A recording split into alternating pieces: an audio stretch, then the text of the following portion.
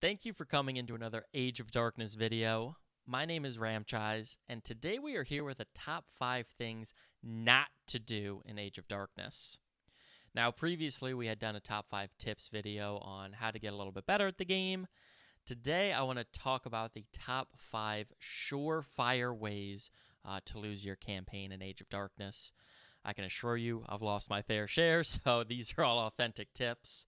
But I might miss something or you might disagree, so please let me know. But without further ado, let's make it happen.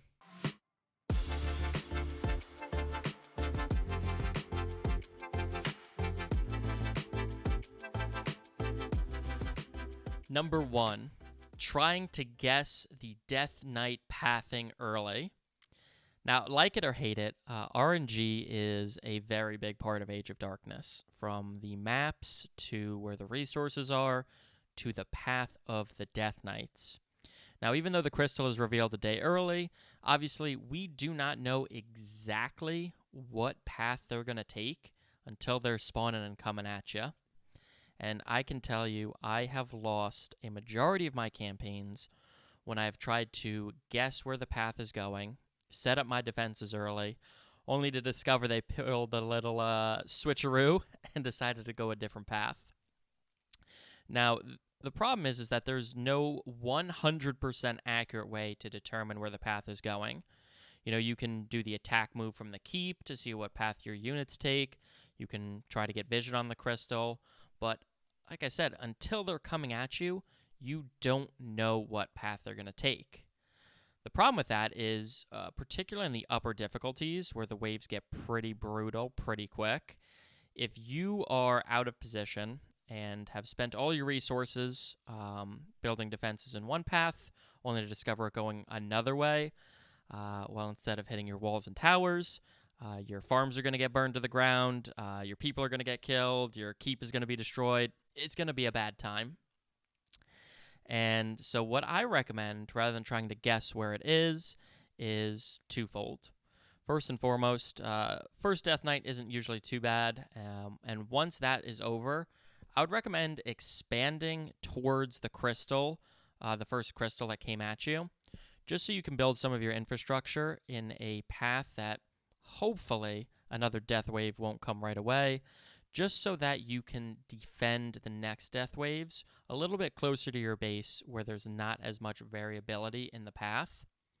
Additionally, if I am forced to be in a position where it could go a couple of different ways, what I will typically do is set up a couple of cheap layers of walls on the different ways it can come, stockpile resources, and then once I know for sure where the wave is coming, build using those stockpiled resources and the time that those walls give you. But to recap, one surefire way to lose a majority of your campaigns, not all of them, because you can guess right, would be to continually try to guess which path the death wave is taking. Number 2, defending with only one type of tower. Now, when I was first playing this game and I researched and built my first Grand Ballista tower, I was blown away. This thing was chunking large groups of the small enemies. It was absolutely massacring them. And I decided, this is the best tower in the world. I don't need anything else. I'm only using this tower for the next Death Knight. Now, anyone who is experienced with this game, I'm sure you can guess what happened. I was absolutely decimating the small enemies, but I was barely scratching the big ones, the big nightmares. And they stacked up. Smashed my tower, smashed my keep, and, smashed any hope for that tower. The reality of the situation is there is a big variety of enemies from, varied melee units to the ranged siege units to those big, big monster units who are incredibly dangerous. And because there's varied amounts of units, you need to vary your defenses. The best choke point in the world isn't going to save you if you're only using ballista towers or if you're only using the watchtowers. And so my recommendation is, when you're building your walls, you need a layer of those watchtowers with arbalists to focus fire those big guys. Hopefully you've gotten your technological upgrades, particularly the cover fire that increases the damage by 100%. And I like to have those in front to be able to hit the big ones and the siege units as quickly as possible. Have some Grand Ballista Towers. We haven't given up on them. Right behind them to chunk any of the smaller ones that come towards your wall. But however you want to do it, make sure you have something to deal with the big single targets as well as the massive amounts of little units that are coming. Keep it varied, just like your enemies do. Number 3, expanding too aggressively. Now, where the first 2 tips are in situations where you will die or lose right away, this one's a little bit of a slower burn. Now, disclaimer for this is obviously you need to expand in Age of Darkness. You need to take over land for farms, get resources, and take over large parts of the map.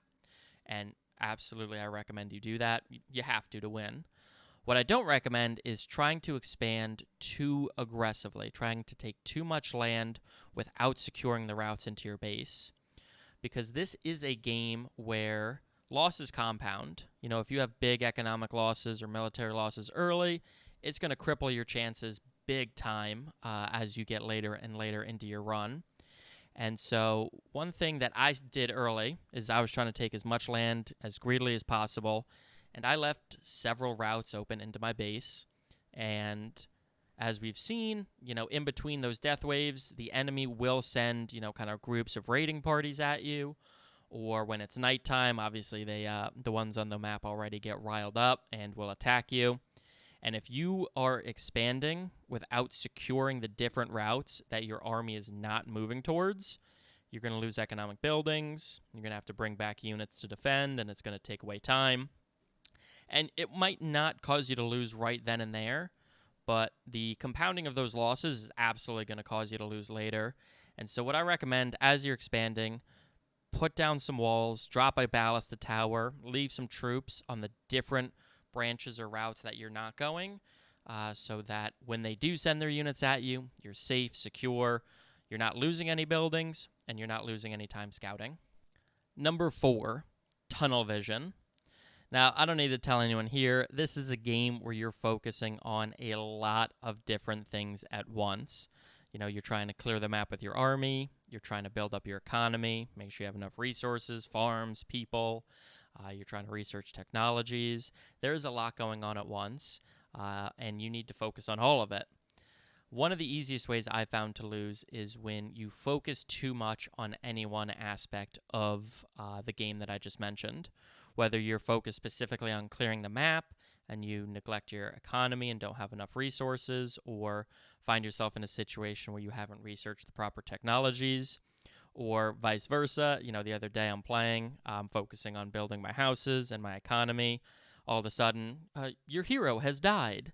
And it's, a particular nightmare. Your run is more or less over at that point. And so try not to tunnel vision on any one area of the game, but keep in mind the overall objective. My recommendation for this, because this is a little bit, esoteric, but I think it is pretty important, is to have timings you're looking to hit. In any RTS game, obviously at the upper tiers, there's, build orders and priorities. And, well, you don't need to go too hard on this. I think just having some milestones that you want to hit, using the Death Knights as markers is a good way to keep a hold of it.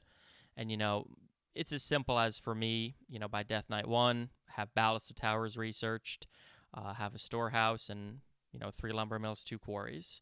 And that's how I know I'm in a good position. Death Knight 2, making sure you've gotten your iron mine and you're producing arbalists.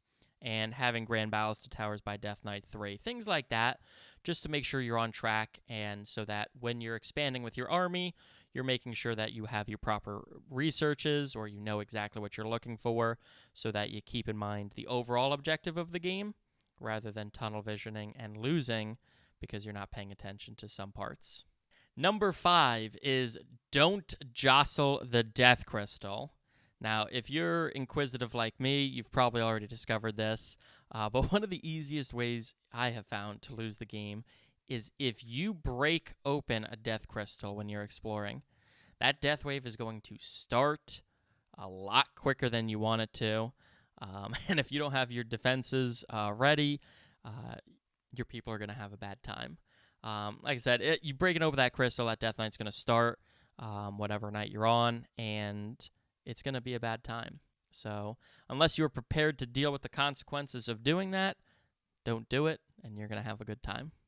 All right, everyone. Thank you so much for coming in for my top 5 things not to do in Age of Darkness. Again, there's a lot of ways to lose this game, and I can't cover them in just these 5 tips. So let me know if I missed anything, if you disagree with anything, and I hope to see you guys on our next video or live on Twitch. And hey,